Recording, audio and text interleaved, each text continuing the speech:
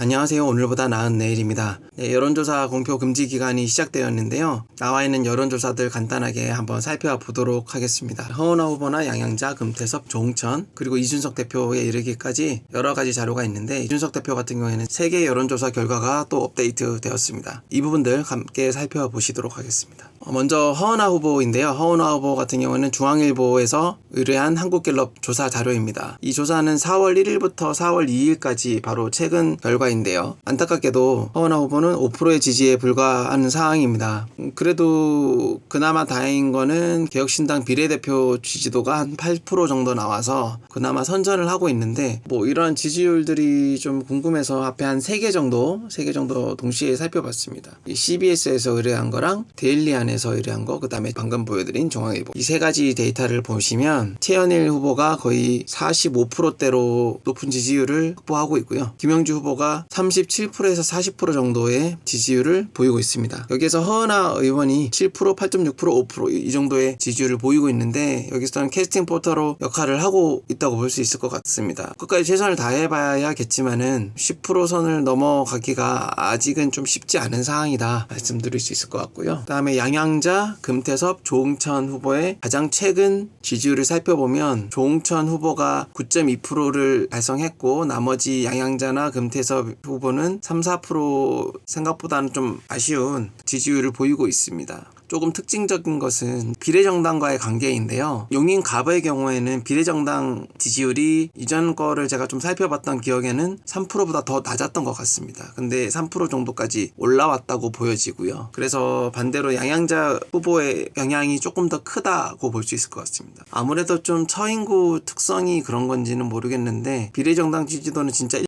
2% 정도 했었던 걸 제가 본 기억이 나서 그런 특성이 좀 있지 않나 생각이 들고요. 그 다음에 종로 같은 경우에는 금태섭 후보가 3%, 4%대를 계속 유지를 해왔던 것 같은데, 비례정당 지지율은 항상 금태섭 의원의 지지율보다 좀 높았던 것 같습니다. 이 부분들이 어떤 걸 의미할지, 비례정당은 개혁신당을 지지하고 싶지만 금태섭 후보가 마음에 들지 않나, 이런 생각도 조금은 듭니다. 이건 조심스러운 얘기니까 그냥 그런 경향이 조금 있었습니다. 이걸 제가 데이터를 일일이 제가 찾아보면서 보여드릴 수도 있겠지만 거기 좀 시간이 너무 많이 걸려서 그냥 간단하게 보여드리고요. 그 다음에 조응천 후보 같은 경우에는 비례정당 지지율이 평균적으로 더 낮았습니다. 지금까지 제가 봤을 때요. 아무래도 조응천 후보의 네임밸류가 좀 많이 작용을 하고, 그 다음에 그 영향력이 작용했기 때문에 더 높지 않았나 싶고요. 9%에서 10% 정도 왔다 갔다 하고 있는데, 좀 드라마틱한 결과가 이루어졌으면 하는 바람입니다만은 여기 부분도 현실적으로 상당히 어려운 상황이다 말씀드리겠습니다. 이현우 의원 같은 경우에는 지난번 영상에 말씀을 드렸었는데 7, 8% 정도로 나왔습니다.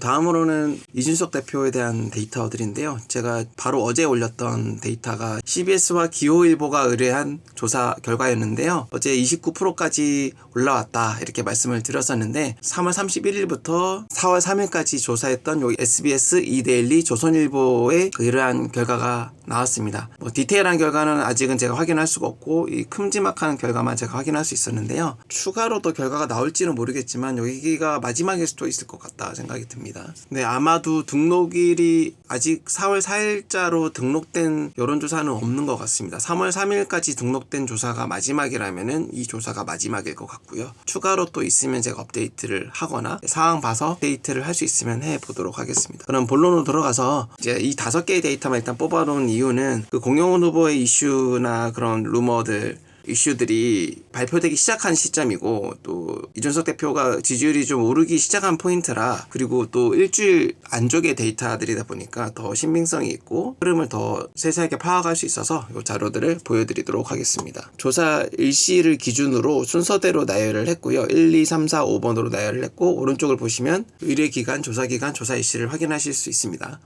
먼저 공영훈 후보 같은 경우에는 46에서 47%까지 갔다가 42%까지 지금 떨어져 있는 상태고, 마지막 조선일보의 자료가 42%까지 떨어졌고, 이준석 대표는 그때 어제 29%를 얘기를 드렸지만 27%, 8%, 8% 해서 이제 요 정도 20%대 후반대가 어느 정도 나오고 있다. 이 데이터는 어느 정도 정확한 것 같습니다. 뭐 5개의 데이터가 거의 비슷하기 때문에 이 부분은 비슷하고, 그리고 한정민 후보 같은 경우에는 전체적으로 약간 내리막이다 생각이 듭니다. 22%까지 갔다면은 18%까지 내려갔다 봐야 되는데 22% 찍었던 데이터가 많지는 않고 거의 20%에서 18% 요 정도 사이였던 것 같아요.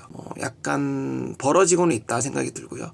이준석 대표는 유지를 하고 있지만 공영훈 후보가 5% 떨어진 것처럼 보이는데요. 이제 이 부분에 대해서 약간의 긍정적인 작용을 하고 있다 생각이 듭니다. 근데 여기에서 한 가지 더 볼 거는 기타 부분인데요. 뭐 무응답일지 아니면 뽑을 사람이 없다든지 여러 가지 이 3명이 아닌 다른 대안에 대한 질문지를 선택한 분들이 이렇게 노란색처럼 12%까지 올라갔습니다. 최근 특히 3, 4, 5번에서 더 그런 게 많이 느껴지죠. 아무래도 그 각 여론조사마다 그런 질문지는 다르니까 그런 부분들은 감안을 해서 생각을 해야 될 것 같고요. 시기별로 이슈들을 한번 살펴보면은 어제 보여드렸던 1, 2번 데이터는 후보자 토론 있기 전 상태고, 3번 데이터 같은 경우에는 후보자 토론이 있었던 날까지 조사를 한 거고, 4번도 그 날까지 조사를 한 거고, 5번은 그 전날부터 다음 날까지 조사를 한 겁니다. 이틀에서 3일 정도 조사되었던 거를 감안했을 때 공영훈 후보에 대한 지지율이 CBS 후보자 토론의 영향이 이 공영훈 후보의 지지도에 영향을 꽤 미쳤다라고 예상할 수 있습니다. 그리고 그렇게 공영훈 후보에 대한 지지를 철회하는 분들이 지금 기타로 가 있다라고 보여지고요. 뭐 4번이나 5번 데이터가 가장 신빙성이 있어 보인다라고 생각할 수 있는데,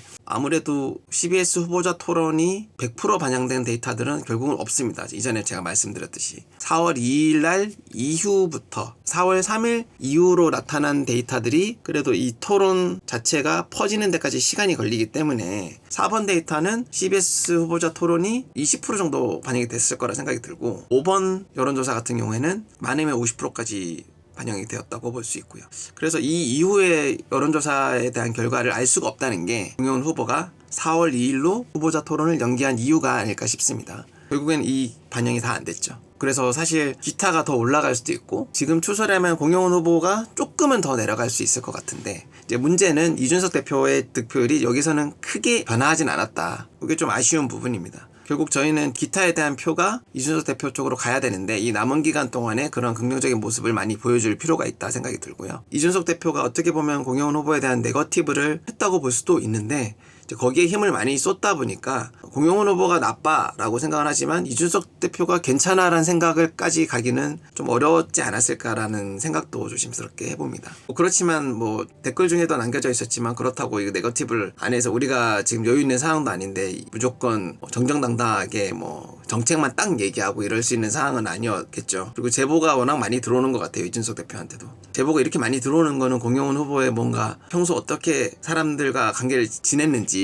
적이 많은지 이런 생각도 좀 들기는 합니다. 제보가 이렇게 계속 들어오는 걸 보면요. 아무튼 지금까지는 그런 뭐 네거티브나 이런 좀 부정적인 부분들을 부각시키는데 이준석 대표가 힘을 많이 쏟았는데, 이 남은 기간에는 이 기타의 표를 흡수를 해서 긍정적인 이준석 대표의 긍정적인 모습을 조금 더 높일 수 있었으면 좋겠습니다. 이전 영상에 말씀을 또 드렸듯이 이주영 비례대표나 천하람 비례대표가 큰 역할을 해주면 좋겠다. 이번 주말이 마지막이잖아요. 이번 주말을 토대로 그런 방향으로 좀 갔으면 좋겠습니다. 전체적으로는 저희가 여러 쟁쟁한 후보들, 그리고 할 말 하는 후보들이 많이 나왔음에도 불구하고, 직전 국회의원이 있었음에도 불구하고 이 지지율을 보니까 너무 좀 안타깝고, 또 이렇게 불리한 상황에서도 지역구를 용감하게 도전하시는 이 후보들한테 정말 격려와 지지를 해주시면 좋을 것 같습니다. 개혁신당에서 이 새로운 정치를 위해서 마지막까지 최선을 다 해야 될 것이라 생각하고요. 그에 이어서 아마도 22대 국회의원이 될 이 비례대표 2분이 점점 더 중요해지고 있다 생각이 듭니다. 지금도 일당백 역할을 하고 그 스피커로서 대단한 영향력을 보여주고 있더라고요. 이야기를 항상 들으면은 호소력뿐만 아니라 설득력 있고 정말 진정성 있고, 이렇게 귀한 분들이 그래도 비례대표가 되었다는 거에 대해서는 참 다행이라 생각하고, 앞으로 여론호가 어떻게 될지는 모르겠지만 작더라도 단단하게 나갈 수 있는 힘이 될 수 있을 거라 생각이 듭니다. 그리고 어제 댓글들을 제가 쭉 살펴보다가 느껴진 게,